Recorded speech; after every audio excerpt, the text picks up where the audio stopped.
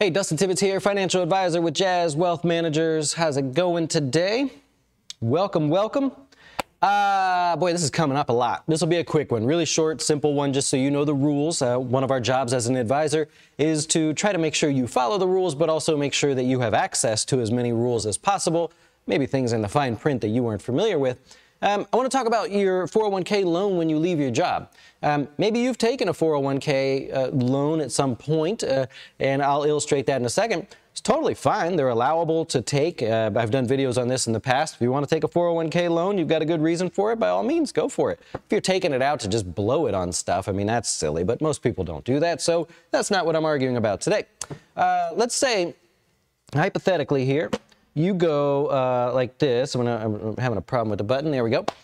So let's say you've got $100,000 in your 401k, right? And I'm talking about in particular if you leave your job today. So we're not doing the 401k loan thing in general, but the rule is, well, for the most part, the rule is you can take out $50,000 or whatever number is less relative to your balance, and that's okay. During COVID, you could actually take out $100,000, but for today's example, let's just say you took out $25,000 to make it through some tough times, right? Something happened. I don't know. You wanted to buy a house or something. All right, so this piece right here is the loan, and your balance, of course, is $100,000.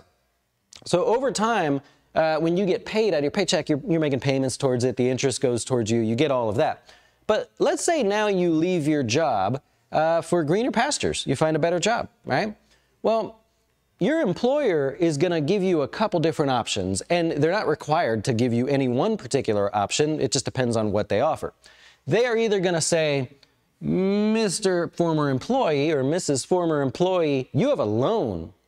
You're not rolling this thing anywhere. And so they could tell you that the entire 401k is not eligible for a rollover until the loan is satisfied. The good news is that's kind of rare. I've seen it, but it's just kind of rare. The more likely scenario is they're going to say, well, you have this loan with us here. Everything else that doesn't fall into that category, you can roll over to, say, an IRA. You can roll it over to your new 401k, or, you know, whatever you're doing there. But you're going to have to leave this with us and continue making payments. And what they would do is just give you guidance on how you can have that taken out of your bank account or how you can make those payments and things like that. Option number 3, they're not going to offer to you, but it is an option. You could say, I don't want either one of those options. I'd actually like to just roll over everything.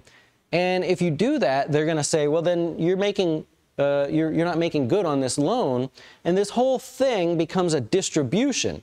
So they're going to say, scratch that. Tell the IRS it was a distribution, and now you're going to get a tax form, a 1099, for that $25,000 you took out, which means it all becomes taxable, right? So it counts as ordinary income, and if you're under the age of 59, well, you're going to get hit with another 10%, right? So you might want to be very careful before you decide to do that. The most common scenario for people is to just leave it there. Right? Just keep making your payments, do your thing there. Don't cash it out and pay the income taxes and stuff just to move it into something else. It's not worth it. If you're allowed to make payments from outside of your 401k, then yeah, all right, this might be a bigger chunk. What if this was $1 million and you only had a $25,000 loan and you're like, oh man, but this IRA that I have has unlimited choices, or I want to buy property in my IRA or invest in businesses and stuff. And so I need this cash. Okay, I get that too.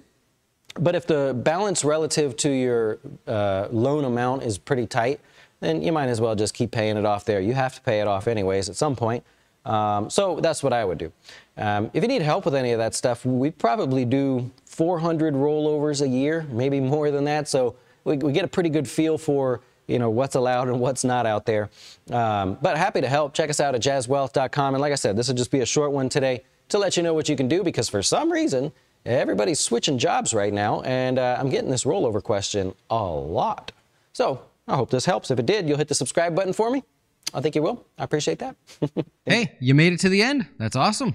Well, if you want to check out more geeky stuff, be sure to check out that video over there. Also, if you could subscribe, that really help us out. We're financial advisors that love to teach, and you'll find all kinds of free stuff on our videos. And remember, keep your dough straight.